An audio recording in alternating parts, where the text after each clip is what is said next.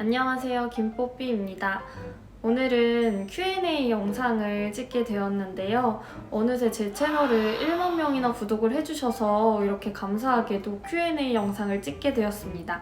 제가 지난 태국 영상에서 댓글이랑 인스타로 Q&A를 받는다고 했잖아요. 근데 인스타로 연락을 주신 분들이 꽤 계셔서 인스타를 보다 보니까 제가 6,000명 구독자일 때도 한번 Q&A를 했었더라고요. 근데 그때는 인스타로만 진행을 해서 다른 선생님들이나 예비 선생님들이 알아두면 좋은 내용들이 조금 공유되지 못한 게 아깝더라고요. 그래서 오늘 Q&A 영상과 함께 그때 했던 Q&A에서 공통적인 궁금해할 만한 내용들을 가져와서 함께 공유해보려고 합니다. 먼저 첫 번째로는 여행 옷 정보를 꽤 많이 댓글로 물어보셨는데요. 제가 태국 여행 갔을 때 입었던 옷들에 대해서 한번 알려드릴게요. 첫째 날 제가 공항에서부터 입었던 옷은 바지는 걸스 레시피, 나시는 사이더, 그리고 가디건은 다이애그널이라는 곳에서 구매를 했습니다.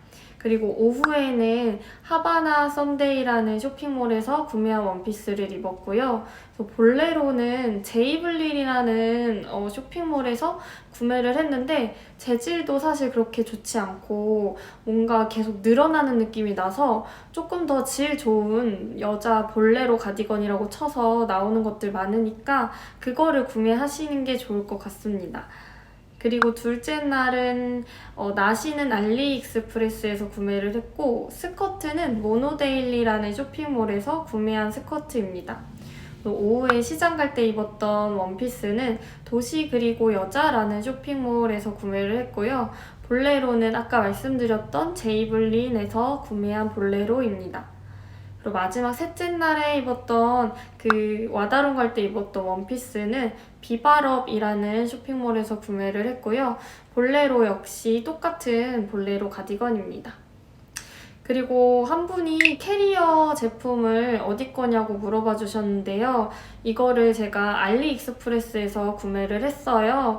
근데 사이즈가 기내용은 아닌 것 같더라고요. 저는 운이 좋게 승무원들이 통과해 주셔가지고 기내로 실을 수가 있었는데 자칫하다가는 그 수화물, 위탁 수화물로 보내야 할 뻔했기 때문에 기내용으로는 추천하지 않는 캐리어입니다. 그리고 제가 옷을 주로 어디서 사는지 여쭤봤던 선생님이 계셨는데요. 보통 제가 쇼핑몰을 지정해서 구매하진 않고 그때그때 예쁜 옷들이 보이면 사는 편이에요. 근데 대신에 제가 백화점이나 아울렛 같은 데 가면 꼭 들어가 보는 매장이 있어요. 그 매장은 미소랑 밀바이 스튜디오, 나인, 그리고 에이세컨즈, 그리고 리스트, 이런 곳들 여성스러운 의류 브랜드에서 옷을 주로 사고 구경하는 편입니다. 온라인에서는 제 옷들을 보니까 소녀 레시피랑 도시 그리고 여자라는 쇼핑몰에서 구매한 옷들이 꽤 많더라고요. 거기가 굉장히 여성스러운 분위기의 쇼핑몰이라서 거기도 강추드립니다. 그리고 그 외에는 그냥 에이블리 어플을 사용하기도 하고 그냥 아울렛이나 백화점에서 지나가다가 예뻐 보이는 걸 구매하는 편입니다. 다음으로 나이가 어떻게 되시나요? 뽀삐님 성함이 어떻게 되실까요? 하고 이름과 나이를 여쭤봐 주신 분들이 계시는데요. 저는 개인정보를 공개하는 거에 있어서 굉장히 조심스러운 편이라서 이름은 공개하지 않고 있어요. 그래서 채널 이름도 이제 제 성은 김씨이기 때문에 김뽀삐라고 이제 운영을 하고 있고 나이는 정확하게는 말씀드릴 수 없지만 30을 바라보고 있다는 점은 말씀드릴 수 있을 것 같습니다. 몇 살에 유아임용 합격하신 건가요? 사립 경력을 어느 정도 쌓고 임용을 준비하셨는지 궁금합니다 하고 여쭤봐 주셨는데요. 대충 이 경력이랑 합격 시기를 계산해보면 나이를 알 수 있을 것 같기도 한데요. 저는 사립에서 1년 경력을 쌓고 나와서 바로 공부를 했고 26살에 합격을 하고 바로 발령을 받았습니다. 그리고 나이 때문에 임용고시 도전을 걱정하시는 선생님이 계셨는데요. 나이는 중요하지 않은 것 같아요. 왜냐하면 제가 주위에 무경력인데 40대에 합격하신 선생님도 계시고 그 이상의 나이에서도 공부하시는 분들을 보았기 때문에 나이는 임용고시랑 크게 상관이 없다고 생각합니다. 그리고 렌즈를 뭐 쓰시는지 궁금하다고 여쭤봐 주셨는데요. 제가 예전에는 서클 렌즈를 사용했는데 요즘에는 투명 렌즈를 끼고 있어서 아큐브 오아시스 2주짜리 렌즈를 착용하고 있습니다. 쌤 메이크업 제품들이 궁금해요 하고 저의 메이크업 제품을 여쭤봐 주셨는데요. 제가 화장을 잘 하는 편도 아니고 화장품에 관심이 많이 없어요. 그래서 화장품이 많지가 않는데 그래도 어떤 화장품을 쓰는지 한번 보여드릴게요. 피부 화장은 이 바닐라코 커버리셔스 얼티밋 화이트 쿠션이라는 제품을 사용해서 피부를 화장하고 있고요. 그리고 눈썹은 이 롬앤에서 나온 한올 샤프 브로우를 사용하고 있습니다. 이게 부러져가지고 여기 가운데를 제가 본드를 붙여서 좀 휘어져 있을 거예요. 그리고 눈썹을 그 칠한 색깔이랑 원래 눈썹이랑 색깔을 맞추려고 눈썹 마스카라도 롬앤 한올 브로우 카라 사용하고 있어요. 색상은 그레이스 토프 색상이네요. 그리고 아이라인은 이 릴리바이 레드에서 나온 스테리 아이즈 929 젤 아이라이너 글램 모카 색상을 사용하고 있습니다. 그리고 다음은 섀도우 제품인데요. 이거는 네이처 리퍼블릭에서 나온 쿨핑크라는 제품이에요. 이 색상으로 여기에 음영을 주고 이 반짝이로 여기 애교살 라인에 펄을 바르는 용도로 사용하고 있습니다. 그리고 마스카라랑 이 애교살 하이라이터는 조금 너무 오래돼서 어디 건지 제가 알아볼 수가 없어요. 얘는 뭔가 에뛰드였던 것 같고요. 얘도 아마 에뛰드에서 나온 살색깔 펜슬이었던 것 같아요. 이걸로 이렇게 애교살 부분에 화장을 하는 편입니다. 그리고 립은 제가 이거랑 이거 두 가지를 사용하고 있는데요. 얘는 릴리바이 레드에서 나온 끼 많은 복숭아 인척이라는 색상이고요. 얘는 페리페라 제품 중에서 최예쁨템이라는 색상을 사용하고 있습니다. 선생님 수험생 때 옷 구매 욕구 없으셨을까요? 저는 무료기강에서 쉬는 시간만 되면 옷 사고 싶어요 라고 해주셨는데 저도 옷을 너무너무너무 좋아해가지고 초수 때는 옷을 사는 거를 참기가 굉장히 힘들었어요. 그래서 두세 달에 한 벌씩은 꼭 샀던 것 같은데 재수 시기가 되니까 약속도 잘 안 잡고 꾸미는데 욕심도 많이 줄어들어서 뒤로 갈수록 점점 구매 욕구도 사라지고 옷을 찾아보지도 않게 됐던 것 같습니다. 공부를 하다 보면 이제 나가기보다는 집에서 추리닝 입고 공부를 하다 보니까 점차 자연스럽게 줄어들었던 것 같아요. 겸직 허가 관련해서 절차가 궁금하다고 해주신 선생님도 계시고 브이로그를 원장님께서 반대해서 할 수 없다는 선생님도 계셨어요. 먼저 허가 절차는 처음에는 조금 간단했는데 뒤로 갈수록 점점 복잡해지더라고요. 제가 느끼기에는 요새 점점 문제도 많고 하니까 그냥 하지 마 라는 느낌을 받았어요. 왜냐하면 겸직 신청을 하면 겸직심사위원회를 학교 안에서 구성을 하고 또 그 위원회 안에서 이 선생님이 겸직을 받아도 되는지 여부를 또 회의를 통해서 결정을 해요. 너무 수치스럽죠. 그래서 그렇게 결정이 나면 그 회의록이랑 또 제 유튜브 화면이랑 저의 신청서 그리고 기타 필요한 자료들을 다 내부 결제로 올려서 기한으로 결제를 받습니다. 그런데 중요한 점은 이렇게 복잡한 과정을 거쳐서 받은 겸직 허가는 1년만 유효한 거예요. 그래서 1년이 지나면은 그 겸직 허가 기간이 끝났기 때문에 다시 허가를 받고 또 1년이 지날 때마다 다시 받는데요. 중요한 거는 제가 정기전보로 기관을 옮기게 되면 그 기관장에게 또다시 결제를 받아야 되기 때문에 다시 한 번 더 겸직 허가를 신청해야 합니다. 너무너무 복잡하죠. 이렇게 복잡한 과정을 거쳐서 겸직 허가를 받고 있습니다. 그리고 브이로그 역시도 복무 규정이 개정이 돼가지고 교실에서 근무 시간 내에 브이로그를 촬영하는 게 금지가 됐어요. 그 이후에는 제가 교실에서 아이들과 수업하는 브이로그를 못 올리고 있잖아요. 그게 다 규칙이 개정이 돼서 근무 시간 내에 브이로그를 촬영할 수 없기 때문입니다. 그래서 브이로그를 만약에 촬영을 하시려면 근무 시간 외에 또 아이들이 나오지 않는 그런 영상을 촬영하시는 게 안전하고 좋을 것 같습니다. 근무 시간 외에 아이들이 나오게 찍고 싶다 하시면은 부모님들한테 초상권 동의서를 전부 다 받아야 돼요. 근데 또 너무 복잡하잖아요. 그러니까 그냥 촬영을 하지 않는 편이 좋을 것 같습니다. 즐겁게 일하시는 것 같아요. 즐겁게 일하는 비결이 뭔가요? 라고 물어봐 주셨는데요. 예전에는 제가 합격했다는 것만으로도 너무 즐거워서 되게 행복하게 일을 했던 것 같은데 사실 지금도 그런지는 잘 모르겠어요. 근데 변하지 않는 한 가지가 있는데요. 제가 아이들과 놀이할 때만큼은 진짜로 저도 같이 놀이한다는 생각으로 놀이를 하면 저도 즐겁게 놀이를 하고 아이들도 그런 제 모습을 보면서 되게 즐거워하는 경험을 했던 것 같아요. 그리고 이렇게 아이들의 놀이에 진심으로 참여하는 게 그냥 즐겁기도 하지만 또 아이들 개개인의 특성을 파악할 수도 있고 그 놀이 상황을 이해해서 놀이를 좀 더 지원해 줄 수도 있어서 이게 마냥 제가 즐겁자고 하는 게 아니라 조금 더 깊이 있게 아이들을 들여다보기 위해서 진심으로 즐겁게 놀이에 참여하는 편입니다. 선생님 퇴근하고 주로 뭐 하세요? 궁금합니다 하고 여쭤봐 주셨는데요. 저는 대학원을 가거나 대학원을 안 가는 날에는 발레 학원에 가서 취미로 발레를 하고 있습니다.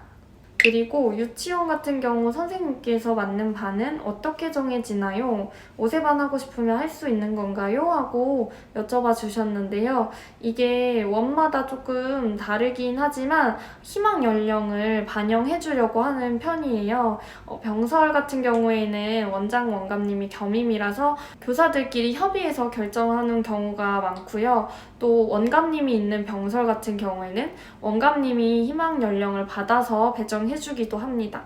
또 단설 같은 경우에도 원감님이랑 원장님이 함께 희망 연령을 받아서 교사들한테 통보해주는 방식으로 하고 있다고 들었습니다. 유치원 교사의 길을 꿈꾸는 게 불안해요. 미래가 걱정되고 저출산, 폐업 등 꿈을 정말 이루고 싶은데 맞을까요? 라고 여쭤봐 주셨어요. 이런 말이 진짜 요새 많이 돌고 있잖아요. 저출산 때문에 애들이 없고 교사가 설 자리가 없다 이런 말이 많긴 한데요. 이 직업이 사라질 것 같진 않다는 제 개인적인 생각이 들어요. 왜냐하면 아이들이 적다고 해서 교육을 안 받는 건 아니고 교사가 필요 없진 않을 거 아니에요. 그래서 이 직업이 없어지질 않을 것 같은데 아마 자리가 많이 줄겠죠? 그래도 선생님께서 너무너무 하고 싶어 하시는 것 같으니 하고 싶다면 해보고 도전하는 걸 추천드립니다. 다음은 대학 꼭 4년제를 나와야 하나요? 전문대 나오면 나중에 취업할 때나 불이익이 있을까 봐요. 성적이 좋지 않아 걱정이에요 라고 해주셨는데요. 사립의 경우에는 원장님들이 간혹 4년제만 졸업한 선생님만 뽑는 경우도 있다고 들었는데 그렇게 많지 않은 것 같고요. 또 공립을 오실 거라면 학력은 전혀 상관이 없는 것 같아요. 왜냐하면 면접관 분들이 이 학력을 알 수도 없고 서류에 저희의 학력을 쓰지 않기 때문에 3년제나 4년제는 상관없다고 생각합니다. 저번 Q&A 때 학점 열심히 챙겼다 하셨는데 선생님만의 공부 방법을 알고 싶어요 라고 해주셨어요. 저는 우선 강의 시간에 들은 모든 내용을 다 필기하는 편이었어요. 예를 들면 강사님께서 들어주시는 사소한 예시, 사담, 그리고 중요하다는 말, 안 중요하다는 말, 임용고시에 나왔다는 말 이런 모든 말들을 다 표시해두고 시험 공부할 때 그걸 다시 읽어보면서 경중을 따지면서 시험 공부를 하는 편이었습니다. 중요하다고 했던 건 더 깊이 있게 파고 안 중요하다고 했던 거는 조금 얕게 공부하는 공부하면서 그 많은 방대한 양들을 조금 선별적으로 공부했던 편이에요. 그리고 키워드 위주로 공부를 하세요. 서술형을 많이 보잖아요, 대학교에서는. 근데 모든 서술형들을 다 외울 수는 없으니까 키워드를 위주로 머릿속에 암기를 하고, 그리고 그 서술형을 풀어나가는 식으로 공부를 하면은 좀 더 완성도 있는 답변을 제출하실 수 있을 것 같습니다. 시험 공부는 그렇게 하면 될 것 같고요. 과제는 교수님이 또 했던 말들을 또 다 기억했다가 과제 안에 교수님이 원하는 포인트들을 다 넣어서 제출을 하고, 또 저는 중요한 게 강의 시간에 교수님과 가까운 자리에 앉아서 눈도장을 찍는 거를 좀 중요시 생각했어요. 가까이 앉아서 질문하는 거에서 답변도 많이 하고, 또 열심히 필기하는 모습 보여주면 교수님이 또 학점을 잘 주시려고 하더라고요. 그런 식으로 시험이랑 과제랑 강의 시간에 그렇게 열심히 하는 모습을 보여주면 학점은 분명 잘 나올 거라고 생각합니다. 학점은 임용칠 생각이라면 정말 필요가 없나요? 하고 질문해 주신 선생님도 계세요. 사실 임용에는 학점이 반영이 안 돼서 필요 없는 게 맞아요. 면접관분들이 저의 학점을 알 길도 없고 그게 반영이 되는 것도 아니기 때문에 학점은 중요하지 않습니다. 교사 일 중에서 학생들 말 안 들을 때는 어떻게 해요? 하고 물어봐 주셨는데요. 상황에 따라 좀 다르겠지만 저는 유아가 이런 행동을 하면 왜 안 되는지 이 이유에 대해서 말해주고, 유아가 해야 되는 행동은 뭔지에 대해서 명확하게 얘기하면서 지도하는 편입니다. 그런데 이게 유치원에서만은 잘 안 될 때 학부모랑 상담하면서 가정에서도 같이 연계가 될 수 있도록 그렇게 지도를 하고 있습니다. 이 일을 언제까지 하실 생각인가요? 저도 공립유치원 교사인데 점점 몸과 마음이 망가지는 게 느껴져서 고민이에요 해주셨어요. 요즘 저도 이거에 대해서 되게 고민을 많이 하고 있어요. 슬슬 교실에 있다가 교무실로 가면 몸이 너무 힘들고 피곤한 거예요. 근데 이렇게 내가 40살, 60살까지 일을 할 수 있을까? 라는 생각이 들면서 정년퇴직은 못할 것 같고 명예퇴직 정도 하지 않을까? 이런 생각이 들고 있는데요. 또 요즘에는 그마저도 힘들면 제2의 직업을 준비하고 퇴직하는 것도 괜찮겠다라는 생각이 들고 있습니다. 근데 제가 또 유아교육 말고는 배운 게 없고 준비해 놓은 게 없어서 아마 제2의 직업을 준비할 수 있을까? 라는 생각도 들면서 고민이 많은 것 같아요, 저도. 동료 교사와의 갈등이 있었던 적이 있으신가요? 보통 어떻게 해결하시나요? 하고 물어봐 주셨어요. 근데 저는 아직까지는 동료 교사와 큰 갈등은 없었지만 기분 상하는 일이나 좀 억울한 일들이 생기면 많이 힘들어하는 편이에요. 근데 이제 그럴 때마다 뭔가 이 관계에 있어서 조금 문제가 생긴 것 같다 라는 생각이 들면 먼저 좀 고민을 하다가 친절하게 다가가 보고 좀 사적인 대화를 걸어보는 편입니다. 동료 교사이기도 하지만 사람 대 사람이기도 하잖아요. 그래서 그런 사적인 대화를 하다 보면 이래서 힘드셨구나, 이래서 그러셨던 거구나 하면서 좀 이해도 되고 좀 분위기도 누그러지면서 해결이 자연스럽게 되더라고요. 그래서 좀 저도 힘들지만 한 번 더 참고 내가 먼저 친절하게 다가가 보고 좀 사적인 대화도 걸어보고 하는 편입니다. 내년에 임용칠 생각으로 3월부터 개론이나 강론 강의를 사서 공부해볼까 하는데 강론을 먼저 공부하는 게 좋을까요? 라고 물어봐 주셨어요. 임용 공부 전에 미리 공부를 하고 싶다 하시면 개론을 공부하는 걸 추천드립니다. 개론이 이 유아교육 이론의 기초 개념이라서 그 기초를 기반으로 강론을 이제 다루게 되거든요. 그래서 강의를 들으실 때에도 보통 강사분들이 개론부터 수업을 하고 이후에 강론 수업을 진도를 나가기 때문에 개론을 먼저 찬찬히 읽어보시는 걸 추천드립니다. 임용을 위해 그동안 무엇을 준비해두면 좋을까요? 라고 질문을 해주셨는데요. 임용을 본격적으로 시작하기 전에 뭔가 준비를 하고 싶다 하시면 한국사를 먼저 따놓는 걸 이제 말씀드리고 싶고요.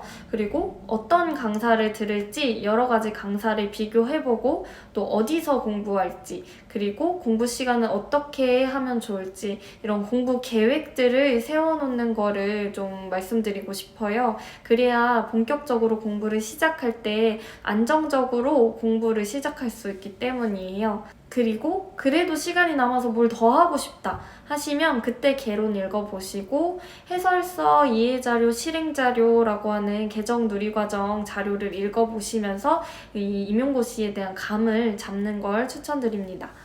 유교과 희망하는 예비 고3입니다. 유치원 교사라는 직업에 만족하시는지, 만족하신다면 어떤 부분에서 만족을 하시는지, 힘든 점은 어떤 부분인지 궁금합니다.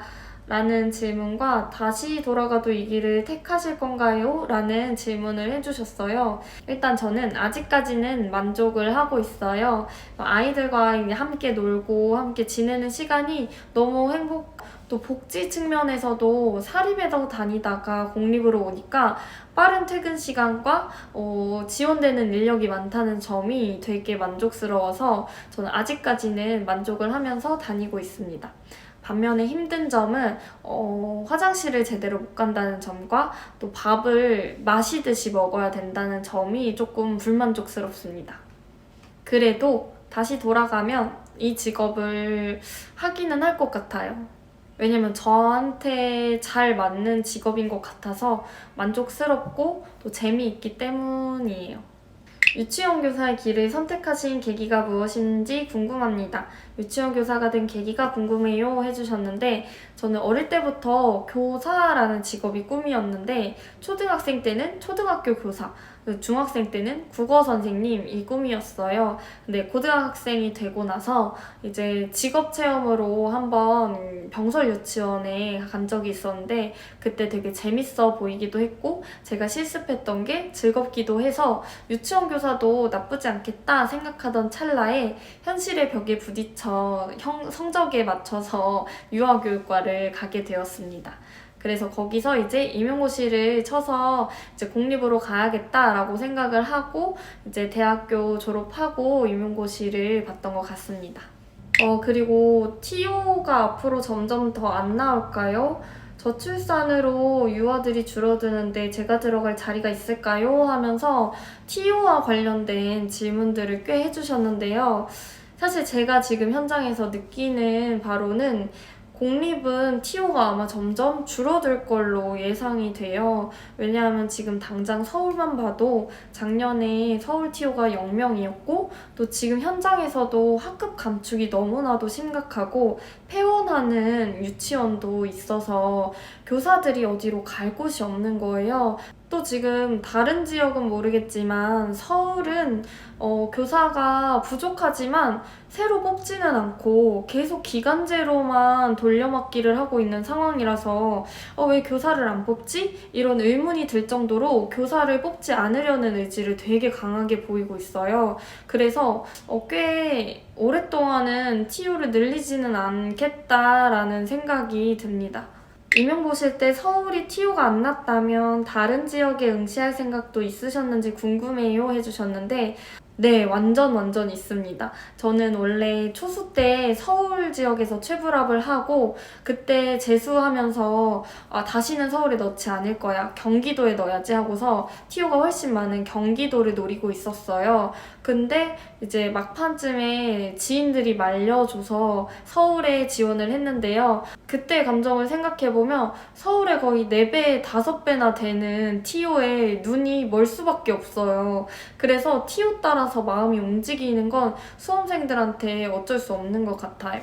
만약에 서울에 0명을 뽑았더라면 당연히 다른 지역에 넣었을 것 같습니다. 공립유치원 근무 단점이 서류 업무가 많다고 하던데 사립보다 많은 편인가요? 라고 여쭤봐 주셨어요. 사립마다 사실 다르겠지만 제가 근무했던 사립에서는 교사가 하는 서류는 교육계획안이나 뭐 가정통신문 만들기, 생기부 이 정도 서류밖에 없었거든요. 또 그 외의 서류들을 다 합친다고 해도 공립유치원 서류는 비교할 수 없을 것 같아요. 왜냐하면 공립유치원은 이것도 해야 된다고? 이걸 내가 왜 해? 싶은 것들을 제가 다 하고 있기 때문에 사립에서 했던 서류들과는 비교가 안 되게 너무 많은 서류와 행정 업무들이 쏟아지고 있는 것 같아요. 공립도 워낙 감축하면 폐원하고 다른 곳으로 발령 나나요? 서류나 학부모 진상이나 상담도 많은지 궁금하네요 하고 여쭤봐 주셨는데요.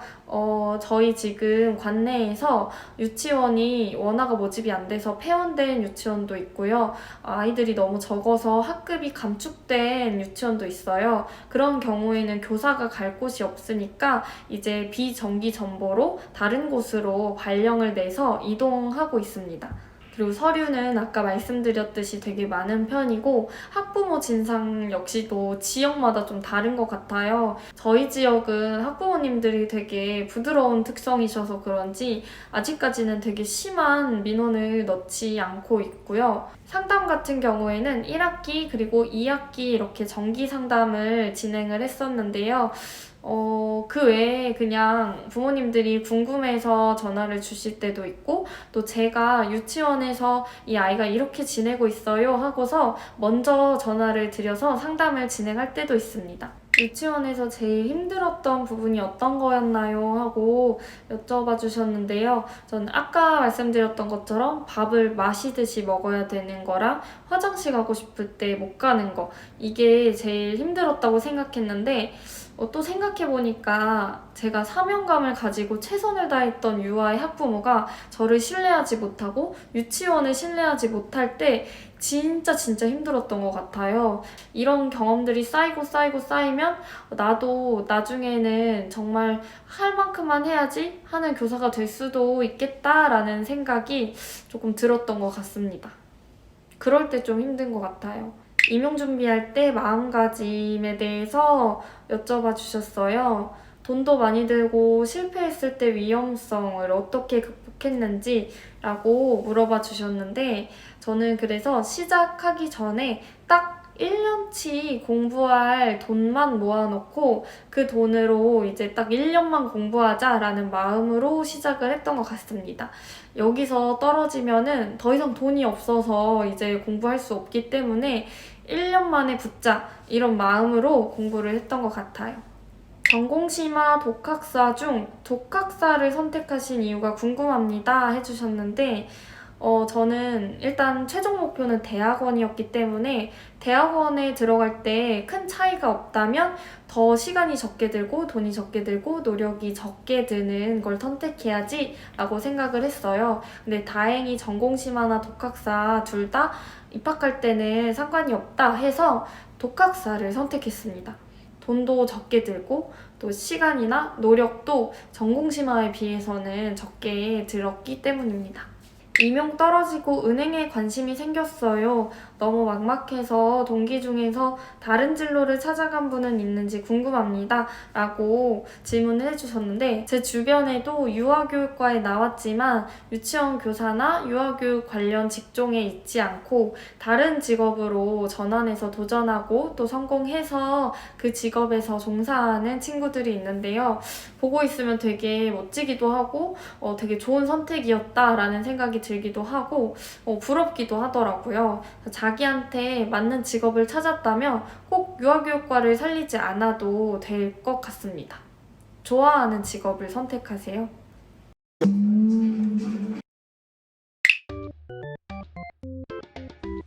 저는 옷을 좋아해서 아마 쇼핑몰 창업에 도전하지 않았을까 생각합니다.